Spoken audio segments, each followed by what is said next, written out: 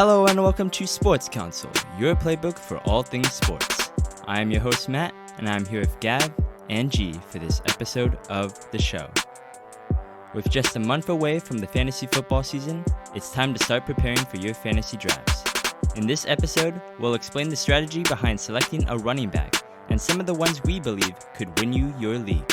Plus, we'll debate a few players we think belong on your do not draft list. Today is August 4th, 2024, and this is episode 141 of the show.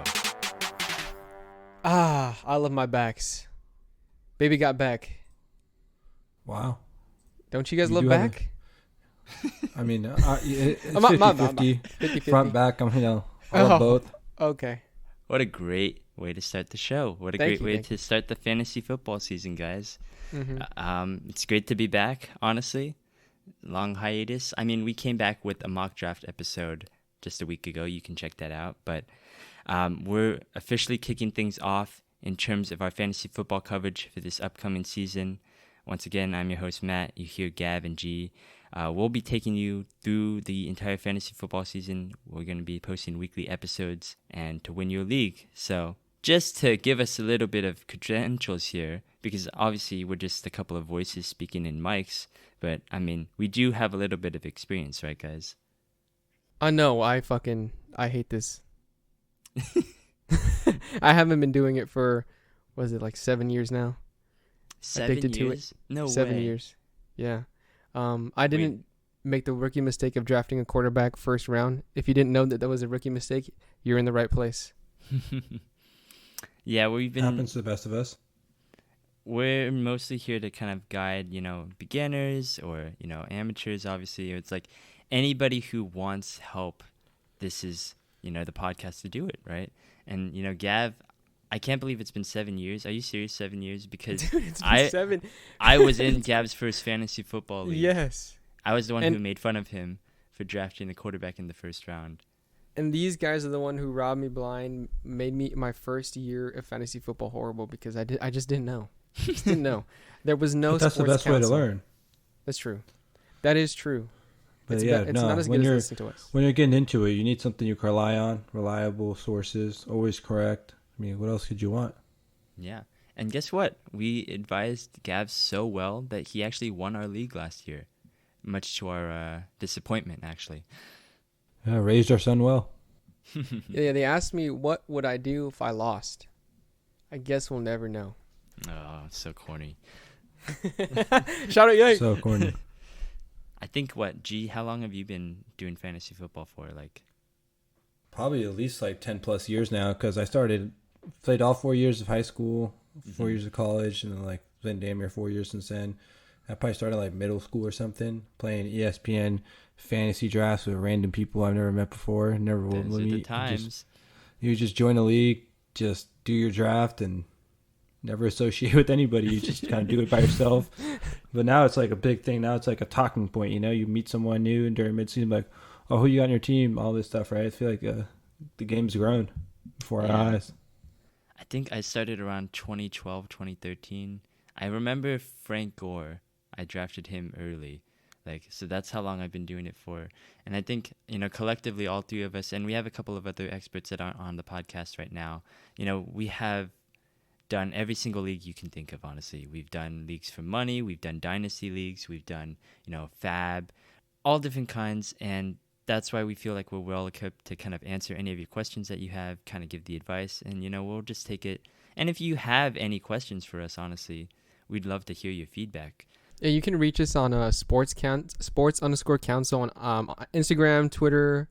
What's that new Facebook one? I'm too old to do it. Threads. We're on our social media platforms. Reach out to us. We also have something else at the end of the show. Almost spoiled it. My bad. Oh, we don't have to. It's not. It doesn't have to be for the end of the show. I mean, you could tell them right now, G. Yeah, I'll tell them right now. So just freshly started, brand new to you and to us. We started a Discord for our Sports Counsel. So this is not only just fantasy football, but all sports discussion topics, mock drafts. A nice place to build a community of us and our listeners, be able to interact with you guys and be able to answer some of your questions maybe you don't want to ask. If you're asking do I really bench Saquon this week? He's going against this great defense. Like, you don't want to maybe put that out there on the Twitter world to see. So you get us on Discord, and we'll probably be more active on there too, especially before the season starts. So that's going to be Sports Counsel as well. The link will be on our Twitter and all our other social media as well. But yeah, no, we're excited to interact with you guys and take that next step as just like a community and have that place where we can have a, I wouldn't say safe Discord, but at least just some type of talk. I don't know if it's going to be safe. So I feel like someone's going to ask something, and or it might just be one of us doing something stupid, especially once the leagues start up and you see a trade. You're like, why did you do that? I'll be honest with you. Sometimes I get worried about asking people on Twitter stuff because I know you both follow me. So then you'll see what I'm thinking. That's exactly why I never post anything, because I don't want anybody to know my secrets. Sometimes I even have a hard time saying what I really think on this podcast. Wow. Crazy enough, but I still do. Like there's like 6-7 weeks straight I started Brian Robinson. You think I want to ask someone, should I start Brian Robinson? I just did it in disgust and moved on, bro. But that will be what our Discord is for. So if you guys want to find that, as you're listening to this, make sure you go check our Twitter, Instagram, Threads, and then go join our Discord. Say what's up, introduce yourself, tell us what's up, and let's mock draft for now. And then hopefully when season starts, let's get in some actual leagues and let me take your money. And we know he's addicted to it if you watch last episode. So. Prize Picks, please sponsor us. Oh my gosh. Okay, well, we're just going to get into it right now. Enough introductions. Let's talk about running backs. So if you're new to fantasy football, running backs are actually one of the most important positions on the team. Obviously, you usually have a quarterback, a running back, a wide receiver, a tight end, and kicker in a defense. That's usually what your standard lineup will look like. But, everyone usually assumes that the quarterback is the most important position on the field, just like in real football, right, Gab? Like, that's usually what happens. And I think that's the biggest beginner mistake. And we're going to be, every single episode that we're going to do before the drafts usually take place is that we're going to be talking about each position. So this week we're going to be focusing on running back, which is, some may feel is the most important. Others may say it's wide receiver. What brings you chips. Definitely. One way or another, if you draft them early, draft them late, pick them up on the waiver wire, you will never see a championship team without the running back that's having a great year that year. And it's just how it always goes. And it's like the, good old fashioned football too. That's the running back championships. Exactly. You have to have at least 2 running backs starting every week on your team. So you have to draft at least 2. And then obviously you want a couple of backups just in case they get hurt, because football is not always given. It's very unpredictable. Plus, your running backs that you drafted in the first 2 running backs you drafted may suck. So you might have to actually change it up. So, we're going to be discussing a little bit of how you should be drafting your running backs. And I think there's a couple of schools of thought here. So, I just want to give the question to you guys then. Like, how do you approach drafting running back personally? Yeah, for me, what I'm looking at is value. So, obviously, every running back you got to assign a value to, in my mind, where I would reasonably want to take them. So, guys like Christian McCaffrey, obviously, wherever I can get him, essentially, right? That's his value. But then there's other guys where I'm like, okay, this value is too much for me, not too good. But I do want to make sure in the first 2 to 3 rounds, we get 2 running backs, because it's just there's no other options available sometimes. And especially in the waiver wire, it can get risky, and you're playing a guy that might have Bijan and they're getting 25 and you're only getting 15 or something, maybe even 10. It's very hard to get that swing. I really think that the running back, you got to go early. That's my school of thought. And you got to go 2 at least. Get those 2 reliable starters and you rock with them. And then you go after that. You kind of like pick and take your shots. But you got to have your early running backs. I don't know. I tend to agree most of the time. But I know there's another strategy that I did honestly try last year. It's the 0 running back strategy. So it's tough to hit on these guys, right? They're not usually the ones that you don't get the most value out of, your running backs. But so that's why you just abandon them all and then just hit like first 3 rounds, go to wide receivers, maybe even like a QB tight end high value, and then hit the waiver wire, maybe replace them, and just hope you hit on like a fucking Josh Jacobs 2022. I know I did 2 years ago. I mean, in favor of the zero RB strategy, like you might hear a lot of draft experts. They always say, "Oh, zero RB, zero RB." Like you'll see it on all the discussion forums and stuff like that. Why you should go zero RB. I don't like. For the longest time, you can understand the concept just from the title, zero running backs, clearly, but there's a rationale behind it, right? And the argument that most people make when they say zero running back strategy is that they believe that running backs in a vacuum basically aren't, I'd say, they all score the same amount of points as each other, right? And it's the most volatile position because obviously when you're a running back, you get a lot of carries, you're getting hit almost every single carry, and you tend to get hurt, right?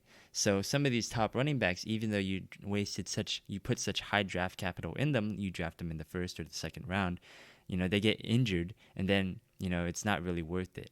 And then meanwhile, you could pick up a guy, basically, let's say in the 6th or 7th round, or maybe even off waiver wires, you pick up their replacement, and they would still give you the same amount of points as, a high round pick would. And I think the perfect example last year was, let's say if you drafted Jonathan Taylor early, he didn't play, someone else picked up Zach Moss off the waivers and put up just as good numbers as Jonathan Taylor was, and now you just wasted like a first, second round pick on him last year, and now the other guy who probably got Tyreek Hill with his first round pick, and now also has Zach Moss, and that is very much more of a thing for running back position than it is any other position because they get hurt. There's so many, injuries to running backs. There's a lot that happens with running back. With receivers, especially, they don't get hurt as much. They're more reliable. Quarterback, there's a lot. Tight ends, there's the graveyard. So running backs, it's like the most volatile, I'd say, because you could get a guy, CMC, first pick last year, got your value for him, right? Or you got Jonathan Taylor, who wasn't there available for you most of the season. Or, that's just the example that comes to mind. But Tony Pollard, there are other guys that all, risky taking them early like you did last year. So the zero running back strategy does have its upside. So it just depends on, who else are you getting in replacement value, right? Exactly. And what the strategy is, it's actually a two-parter. They don't mention the fact that you actually have to draft top-tier wide receivers in the place of the running back picks that you would make. So in the first round, you draft a wide receiver. Second round, you draft a wide receiver. Third round, guess what? You draft a wide receiver. And then you draft a quarterback and a tight end, all high end, basically. And you're basically trying to say, I'm going to try to get the best at every other position so that it will make up for the fact that I don't really have a great running back. And then in the 6th round or the 7th round or the 10th round, you draft a running back. They put up, let's say, 8 points per, week. It's not very great. And, maybe Christian McCaffrey's going to score 20 on you, so you have a 12-point disadvantage. But let's say you have 3 top-tier wide receivers that are going to make up that value. And especially in PPR leagues, which is point per reception, you would make up that value just because those wide receivers are so elite. They're catching all these passes. They get a point for every catch. So that's where you're making up that value in. So then, by the end of the season, you'll see that, all your league mates will have some running back injuries and stuff like that. Nick Chubb is another example. He was a first-round pick last year. He only played 2 games before he had a season-ending injury. So that's it for him. Like, at the end of the season... Someone picked up Jerome Ford and had an RB1 the rest of the year. Exactly. And if it wasn't the guy with Nick Chubb, then he's completely fucked, right? Yeah. So then, by the end of the season, you're just as strong as your other league mates in terms of running backs. And I think that's where the strategy comes from. And I think it gets mixed up in the fact that everyone's like, oh, you just don't draft running back. And I feel like that doesn't work. And someone I saw suggested a zero wide receiver strategy. That's doesn't work because that's ridiculous. Because it's a different kind of position. Like there's a rationale behind running backs and like the why people have been changing it. And honestly, and he's not here on this podcast, but I would give props to Nando. He's one of our other analysts. He's very good at the zero running back strategy. I don't even know if he's actually doing it because he's never confirmed with me on whether he actually does it on purpose. But last year he had 3 top-tier wide receivers. He had A.J. Brown, Devontae Adams, and Keenan Allen. Basically all, I think, top 10. And then his running backs were Madison and Raheem Mostert. And Raheem Mostert put up a top, 5 season, I think, in terms of running backs. And he was drafted all the way down in like the 10th round or whatever. So right. That's exactly kind of the strategy. Listen, I'm not going to let you like suck him off on this podcast, okay? We hate you, all Nando. Right. He just gets lucky. I swear to God. Who thought that Mostert was going to pop off like that? Though, okay? I mean... Hey, man. Nando. And I still whooped his ass. So, like... Damn. Talk to me. That's why I always like... You guys... It's better to invest... I like to invest my running backs early on. Same because it's harder to hit on those, like, waiver wire pickups, And, if you do end up, like, having a running back that gets injured, like Nick Chubb, you would have to be smart enough in the later rounds, like round 13, 12, to make sure you get his handcuff Jerome Ford. So that you have to go through that, right? But that's the thing. You're wasting 2 picks now on one No, it's not position wasting 2 picks because on one team. What are you preying on in those later rounds anyway? You're preying on a hit, right? Mm-hmm. So that's a fair point. Even if you're praying that Nick Chubb goes down, or not praying, whatever. That's the thing that you have to pray because the only way that guy returns value. But then if gets hurt. But if Nick Chubb never gets hurt, then your value you get from him is going to be exorbitant enough to where then there's another way to leave it. You can go through the waiver wire and you can just drop him. Right? No, I like it. I like the handcuff idea. Like if you're drafting a running back first round, you 100% have to draft the handcuff. Bijan, you got to get Algier. For Kyron, you got to get Corum. For Jonathan Taylor, you got to get whoever. You got to get these first round running backs. It's like insurance policy, right? It's not about the exact spot. If you're gonna go early running back, what you're doing is also why these running backs are first round picks, because your setup and their situation is great. So for example, if we're talking about Chubb, you're not really also just getting Chubb. You're investing into the Browns running back team, right? Like whoever their running back is going to be good for them. We kind of had that solidified. So now you're not only just making sure that you have an insurance policy, but then productive when it's at that, right? So anybody that fills in is going to be able to get yards and get touches and touchdowns behind the Browns O-line and their run system. So that's just why you always have to make sure you get the handcuff, because you're putting such a premium on a position like running back, and it's such a volatility, and you're going to kind of ensure yourself that, worst comes to worst, I have the main backup, and he should take most of the workload if person A that I drafted in the first round gets hurt. Now, I do want to bring up a certain point, though, because you talk about having a top pick in terms of running back just to solidify the position, right? And I generally tend to agree with that logic. That's what my strategy is. I usually try to get at least one running back who I know is going to be the starter, right? But I'll give you a little bit of stats here. So the top 10 running backs last year were Christian McCaffrey, Raheem Mostert, Travis Etienne, Breece Hall, Joe Mixon, Kyron Williams, Rashad White, Derrick Henry, Bijan Robinson, and Jahmyr Gibbs.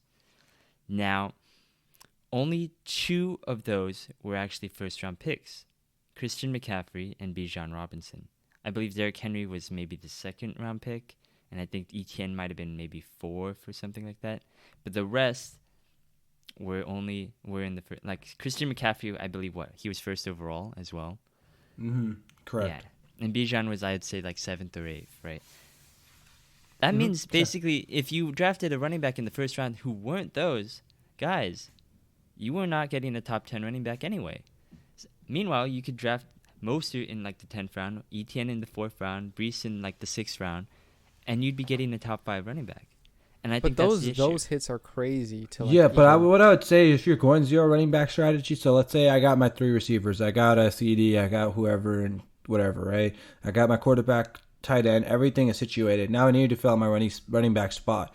What you're looking for is upside, and you're getting that upside from running backs in, do they have like a bell cow or another guy stealing touches from them? That's what you're going to look at, right?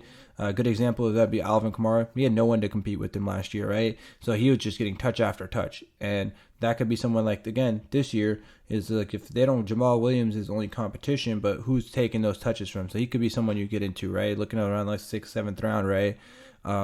And then there's also the, are they young? Do they have? We do kind of know what they are, right? So the younger guys, you really don't even know if they're gonna hit, right? So there's a bigger risk, but then also there's a bigger possibility that it hits, right? Like a Jonathan Brooks or a Trey Benton from the Cardinals. So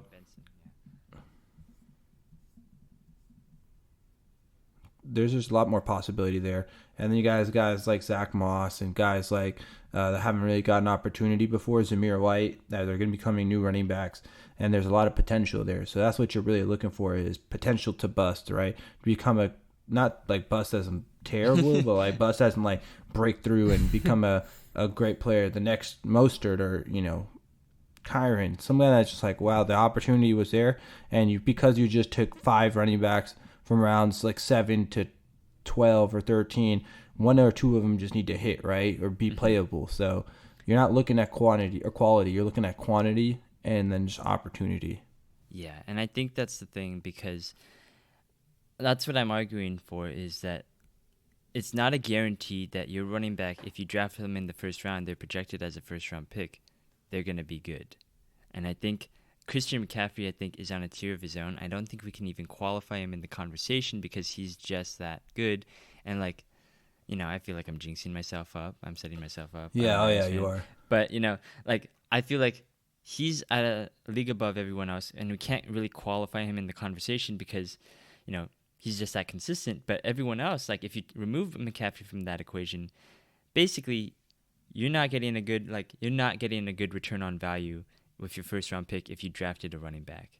So I think that's actually in favor of the wide receivers. We'll get to our wide receiver section and we'll probably look at the data from there. But I think it is a lot more valid to kind of wait on a running back if you feel like you're not getting that elite McCaffrey type. Let's say you're reaching everybody, or if you're at the middle, if you're at the 5th pick and you feel like it's too early to take Bijan, or maybe Bijan's gone and you're at the 6th pick and you're like, do I really take Breece Hall at the 6th pick right now, or can I just take a stud running wide receiver, right? So if you're not feeling like you're getting that right value, then even if you don't want to technically go 0 running back strategy, you let the pieces move for themselves and you just kind of wait till these later picks, which I think is what we're gonna kind of tell you is later picks that we like. We're looking at the running backs projected 50 or later in ADP. So this is 5th, maybe 6th round for some drafts, but really those guys that you got to hit on and maybe you get the next Mostert, right? What guys do you guys like this year? Why don't you go first, Gav? Who do I really like out of this list? Oh man, honestly, out of the top, I really like. By the way, just to give a quick visual, these are all running backs projected in ADP, which is average draft position, 50 or later on Fantasy Pros half PPR. So anyone who's projected 50 or later in terms of picks. All right, man, why did you have to make me go first? Because I'm gonna go straight homer with this, right? That's what I thought. Go for it. That's why I said first. It's kind of disrespectful.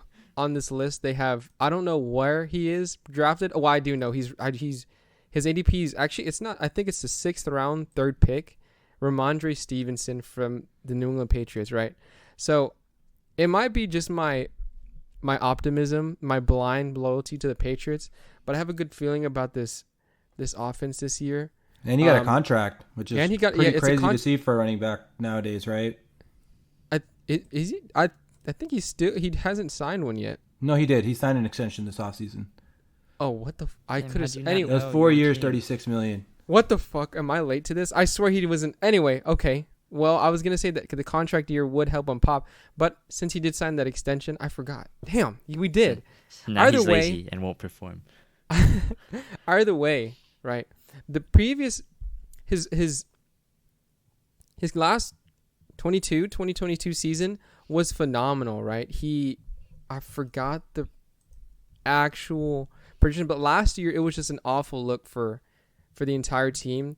Bill was on his last leg. We didn't have a good quarterback in Mac Jones, right? None of our offensive weapons could work, and Stevenson was the only person that was able to produce. Granted, it wasn't that great. I think you were drafting him round 4 last season. Yeah. I mean, 6th round. You know, that's a pretty good solid start. You know, we got our new OC. If he's your first running back for your zero running Yeah. back strategy, so I feel like a very safe floor to start with right Very there. safe floor. I feel like he could be a solid RB2.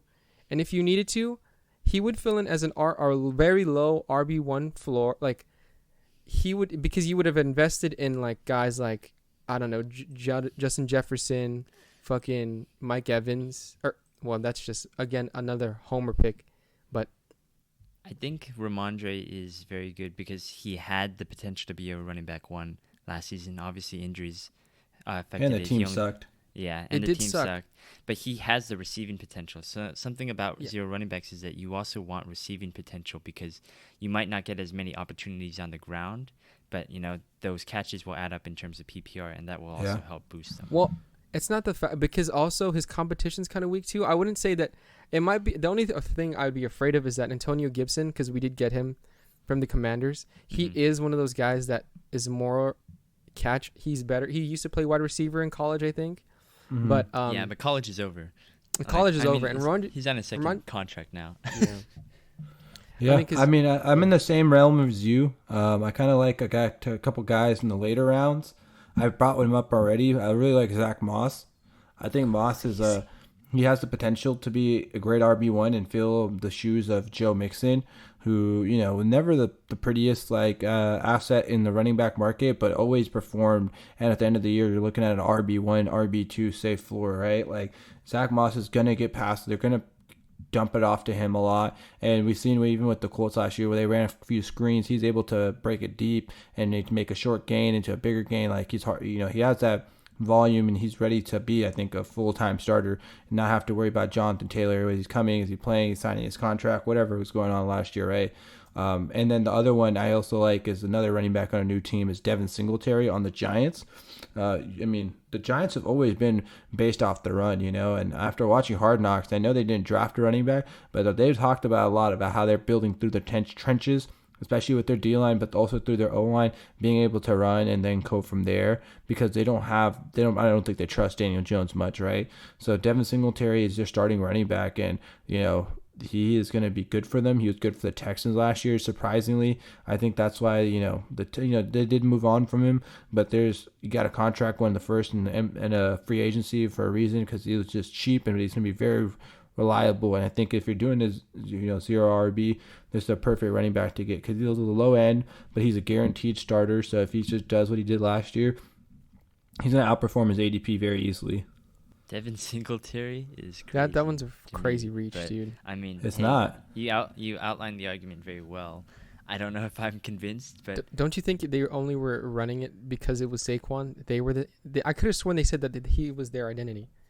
Yeah, I get that, but there's now you can just give Daniel Jones the ball 40 times. You still got to run the ball a lot.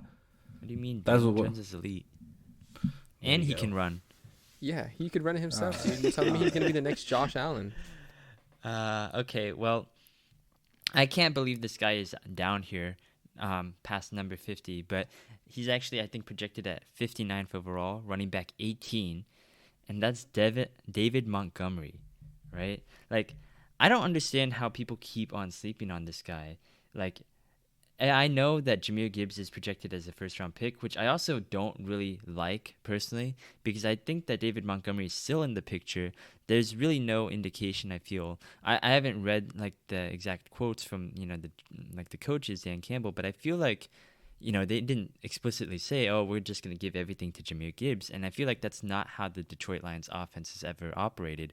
I feel like even when they had DeAndre Swift, they always liked to employ a lot of different backs. And I feel like now you got Devin Singletary on my mind. David Montgomery is kind of the thunder to Jahmyr Gibbs' lightning, right? I feel like they're going to be using Jahmyr Gibbs for a lot of the, you know, receiving and the passing, and kind of like maybe for those quick like outside runs, but, you know, they still need a guy to basically, you know, go through the middle of the defense, you know, just keep grinding. And I feel like David Montgomery is going to continue to be that. And last year he was the running back 17, I think, in fantasy. Like, I mean, it wasn't quite like, I know that Jahmyr Gibbs was splitting the carries more and more, I feel, as the season progressed, but I think that they're still going to have that guy. And I think David Montgomery could still be actually a high-end running back for you. And, you know, he could honestly be a top running back. still because they would run the ball a lot. And I think that's part of their identity, and I think they still like him. I'll give a quick shout out as well. I don't know why, again, to Ezekiel Elliott. He's all the way down here. He's not even like on the first page of our notes here. I don't get it because he's the only running back in Dallas that's worth anything. Like Rico Dowdle is there, but we saw how that played out. He's just another guy, I feel, and Deuce Vaughn is like he's there as well, but he's also like what 5'6", 5'7". I feel like that something frame, hella short. Yeah, that frame can't hold up for like every single carry. They got Ezekiel Elliott for a reason, and that's because they didn't draft any running backs. They don't have any other plans. Mike McCarthy's familiar with him. Jerry Jones loves him. Dak Prescott and he's going to get goal line touches, which I Exactly. think is the most important part, right? Dude, I don't know though, because it sounds like he's on his way. Like I could have sworn he said that he was like considering retiring. Well, I don't know. He's just at that age, dude. He's like old. He's So 29. he's played like seven, eight seasons in That's the NFL, old. and he got a fuck ton of touches in Ohio State. So I kind of see the displeasure there. But this also, who else do they have, right? Which is why in my 15th round pick every draft has been Rico Dowdle. I don't know. I'm I just just saying, wouldn't draft anyone from the Cowboys. give fair. them old man some touches. They can't just make Dak pass forever, right? They can, and they I probably think they can. will. Dude. They only have so many receiving options, but we'll get to that in the next show. Episode. But I know we've been speaking about a lot of guys that we would like to draft and that we like to draft, but I think it's time to flip the switch and kind of start talking about guys we wouldn't draft, right? So we'll do the do not draft court, similar to one of our other segments from our podcast if you're an active listener. So what we'll do is each of us will pick a person. We already have our guys selected, and we'll make the case on why you shouldn't draft this player. And when one of us will try to refute their points, try to give a nice little healthy discourse here and see how it goes. I'll kick us off here first. I think I got the most controversial. So I think the player I would not draft, and I haven't drafted any mocks yet, is Breece Hall. And you're like, why? Breece Hall was so good. He's so good. I mean, yes, but they also gave him 37 touches week 17 or week 18, and they inflated his stats. So I don't want to hear about that. Yeah. Also, it's just like I don't know what to expect from them. It's just if you're drafting someone in the first round, in my opinion, I'm not drafting for I'm going to destroy the league in my first pick, right? Like that's not what at least me personally, I want safe floor.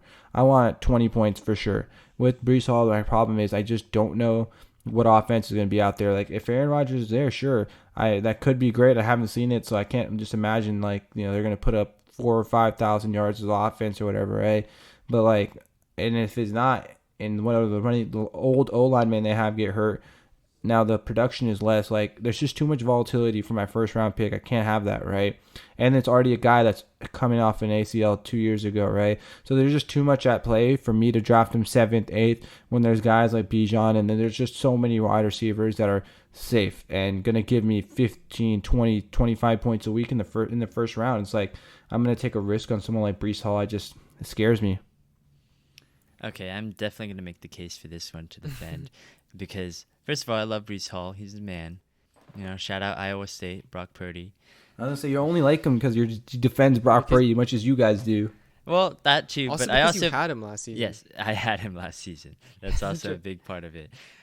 I did not want to draft Breece Hall last season. He was actually on my do not draft list because of his ACL tear, which is very valid. And I personally believe that, running backs off ACL tears or Achilles tears or any major leg injuries don't really recover until the next season after their initial recoveries. So we already saw Breece Hall's, post ACL season.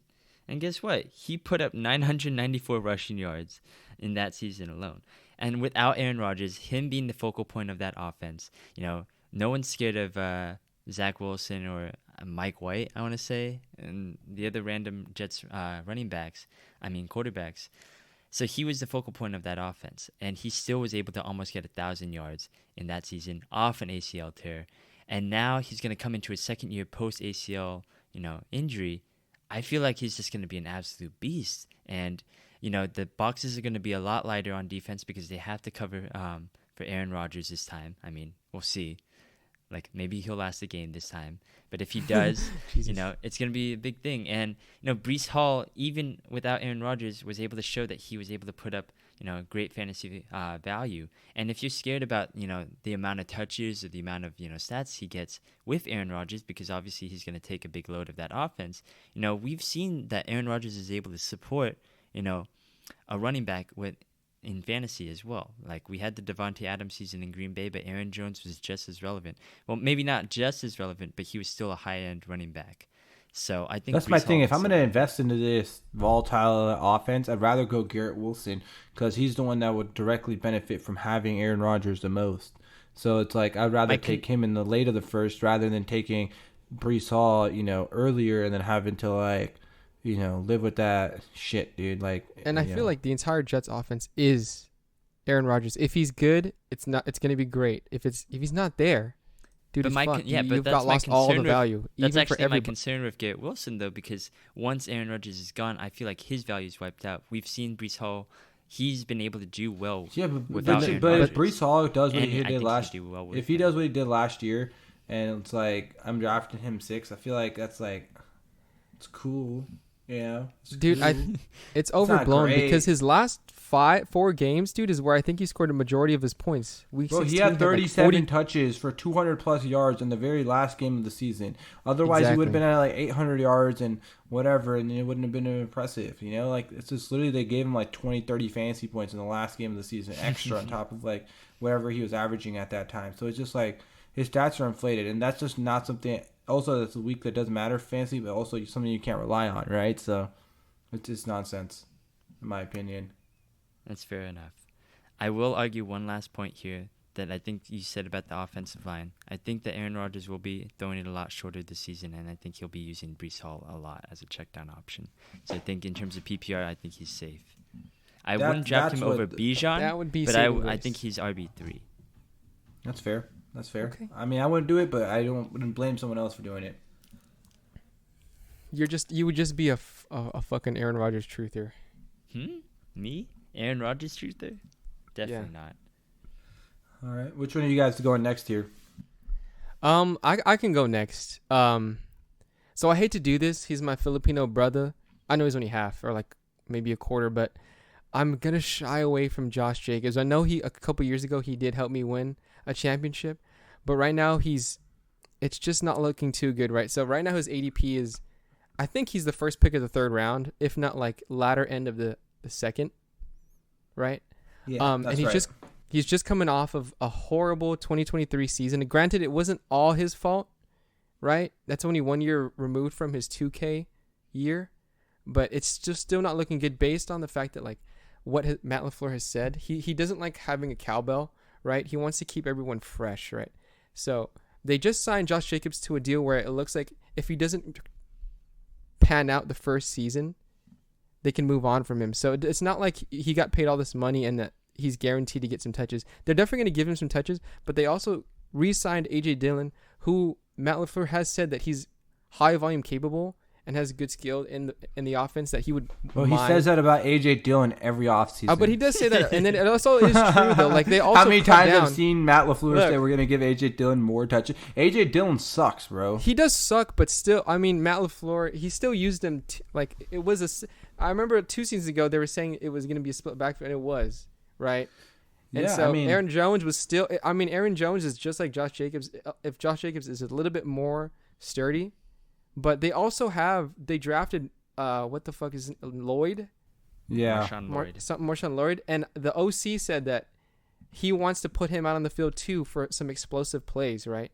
And we already know Matt LaFleur he said that he doesn't want a cowbell, right? So you have 3 running backs that he has already commented on, even the OC has commented on, saying that they could all be really high volume personnel. Right? And it doesn't help the fact that Josh Jacobs also just sat out of practice recently because I think he had a groin injury, right? So I don't know what happened at training camp practice. But it wasn't training camp, but he's still not practicing right now, I think. Or he wasn't practicing. And that just doesn't help his case. I mean, I get it. Cowbell. I get it, but value. It's just I just think it's okay, that's a fair point. But what it was one thing that we always look at for running backs is how productive is your offense going to be? Are they going to be able to just stack the box against you like they were against him last year on the Raiders, which is one of the reasons they sucked is because they had no threat at the quarterback level. Would someone throw it down the field, even though they had Devontae out there. But with Jordan Love in this offense, they're going to be pass first, right? But what the nice part about that is that makes lighter boxes for Jacobs, and also that means more productive drives for Jacobs, meaning that what there I'm might saying, be it's some still more touchdowns. There could be more it's not touchdowns. like LaFleur is set on setting Josh Jacobs as the main man. So that's right? fine. That's fine. But if no, you're but that you're drafting him second round. Yeah, and he's gonna give you at least probably like a touchdown, roughly a touchdown every other game, and then like probably 70, 80 yards and a few catches. Like that will keep him at a very fair floor. And then if he plays good like he did 2 years ago, that's just his potential is easily top 5. Because he did just come off of a horrible season, right? Like I mean, horrible. It is 1K yards. We know what he's worth, right? We've seen what he can do, but like, is it worth that value? We're talking about value here, right? Yeah, I mean, if you're telling me I'd rather draft Rashad White. See, that's crazy because if you're telling me about this guy that didn't even play the full season can still be a worst comes to worst RB2 for me, that's a very, it's not very the fact that it wasn't his performance. It's just the fact that they're not going to run. They're not going to run him into the ground like I would. Well, sorry to say this, Josh Jacobs, like I would want him to. I get in that. The Raiders, no, I totally get that. I get that, but it's like you're also got to just assume that he's gonna get touches. Like you said, he got paid. He did get paid for 1 year. For 1 year, he's gonna get a lot of touches. Whether he's there next year or not is not our problem right now. Not what we're trying to figure out. No, but that's the problem with running backs is that you end up spending too much early too. Right, even if I get Josh Jacobs on the 2-3 turn and on the first pick, if I go McCaffrey and on my 2-3 and I get to pick Jacobs and one wide receiver, I would be very happy with that. If I was picking him as my RB1, yes, I'd be a little bit more scared. But if I'm getting him as my RB2 in the earliest third, or I would only see it working out if you got Christian McCaffrey 1. I feel like Josh Jacobs in the third is a little high. Like if it's your first. If it's the first pick of the third round, yeah. I mean, yeah, I'll have to see. It would have to be third to fourth. No. I get what you're trying to say, but I still like the player. I think you got to always remember that talent is going to get touches, and he is very talented. And I know his running backs don't matter, blah blah blah, but he already got signed for a year at least, and he's gonna be healthier. It's not to worry about like holding out and this and that. Like it's just football now, and that's usually the better mindset for players, right? You would hope so, but dude, you're every time you fall in love with a person, just the person, it doesn't count. You have to think about the situation now, G. Yeah, we'll see. Sounds like a relationship. Yeah, it really does. Damn. All right, well, I'm gonna bring up mine. That was a very spirited debate here. I hope it's not going to be as close for this one because I am definitely not drafting Alvin Kamara in my drafts this year.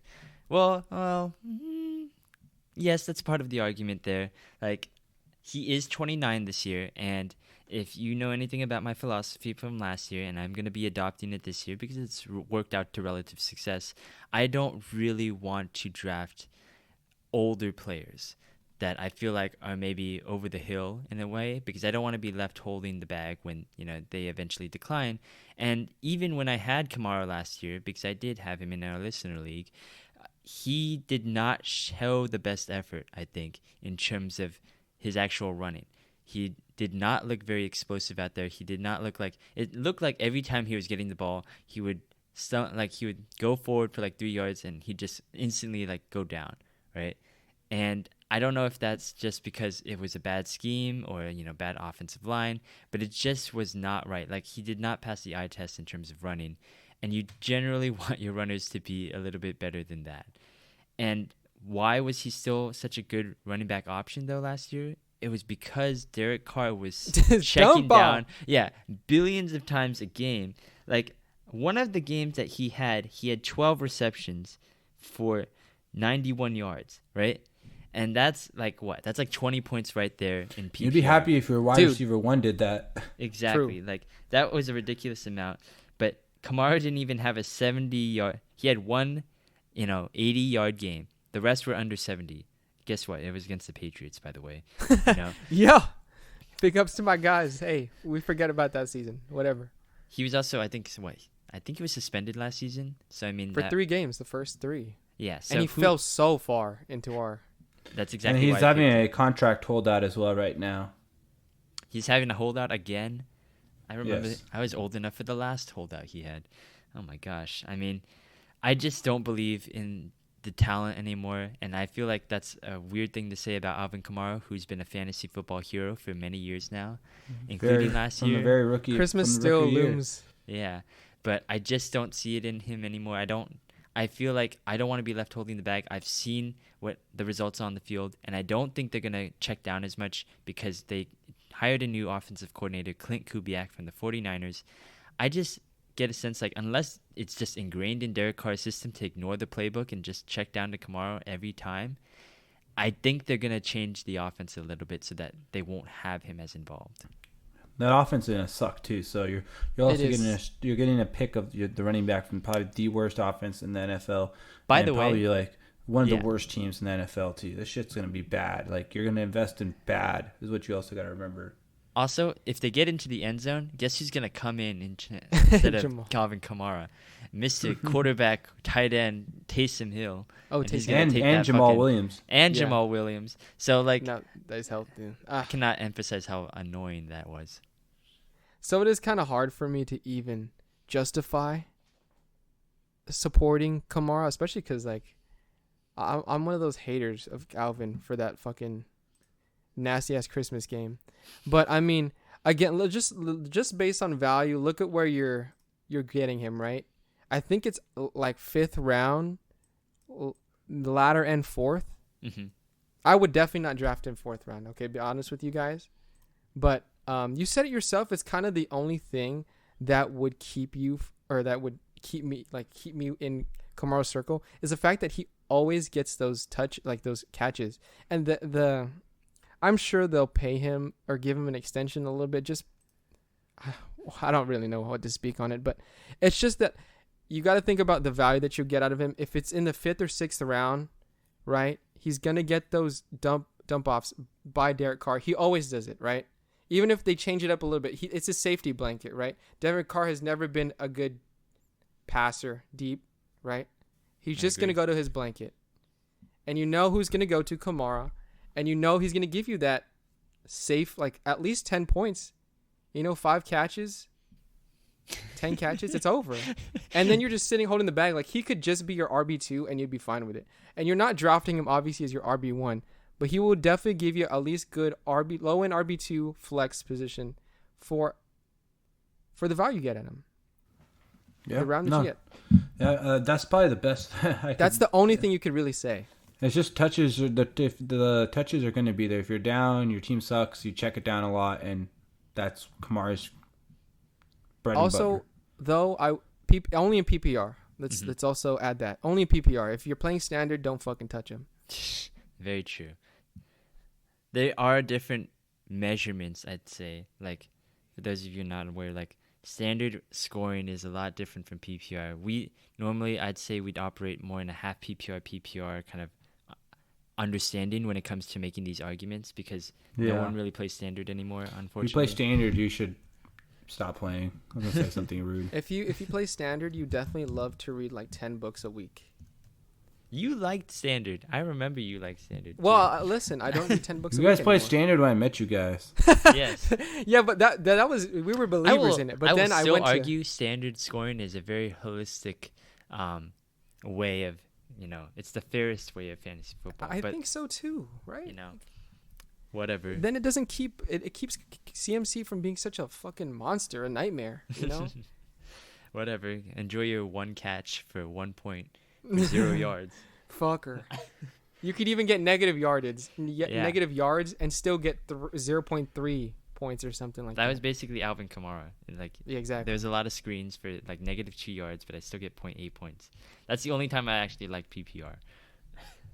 When you were on that receiving side. Yeah, exactly. Okay. Well, that's going to do it for this episode of the show. We discussed a lot about running backs today, but we definitely want to hear from you. And if you want us to talk a little bit more about running backs or, specific questions about which kinds of running backs to get to, we run sometimes a segment on our show called Fantasy Counsel where we compare different, backs to start each week. We want to hear from you. If you want that in our show, you can always just, tweet at us, follow our Discord and message us there. We are totally ready to help answer it on the show or, wherever you want it to. So we're going to be moving on to the wide receivers in the next episode. But again, before we leave the show, we want to thank Zencastr, our premier recording service. And, that's what we use to record our podcast on. And, we're all remotely recording right now. But, Zencastr makes it super easy for us to do that. And if you ever want to create your own podcast, you can always go to zencastr.com/pricing, use our promo code Sports Counsel, and you'll receive up to 30% off your first month. So once again, you can go to zencastr.com/pricing and enter our promo code Sports Counsel, and you'll get 30% off your first month of Zencastr Premium. So that's our little gift to you. We're in the thick of it now, so hey, it's an exciting time to be a fantasy football player. It's the best time of the year, the month of August. And you guys got to join the Discord. We're always running mocks. I mean, we're mocking crazy. Might just want to do one right after this. Honestly, dude, I'm itching for one. You know what I'm saying? Yeah. So you guys should come, have fun, talk. Even if it's not doing mocks, we can discuss strategy. We can lie to you and then make you join our league and abuse your lies. Take your money. Fucking trade, abuse you. Well, okay. By the way, we are going to be running back the Sports Counsel Listener League. We're not going to have the invite link just yet, but keep in contact, stay in touch. Again, follow our Instagram. Discord. Yeah. Join the Discord. Join the Discord. We'll have the updates there. We'll post it on our social medias. Again, sports_counsel on Instagram, Twitter, Threads, everywhere. And, we want to play fantasy football with you guys. We want to make sure that, we beat you, first of all. But, we want to just enjoy the fantasy football season with you guys. So make sure you tune in. We're going to be running that back soon. Thanks for listening another week, guys. Later. See you. Goodbye.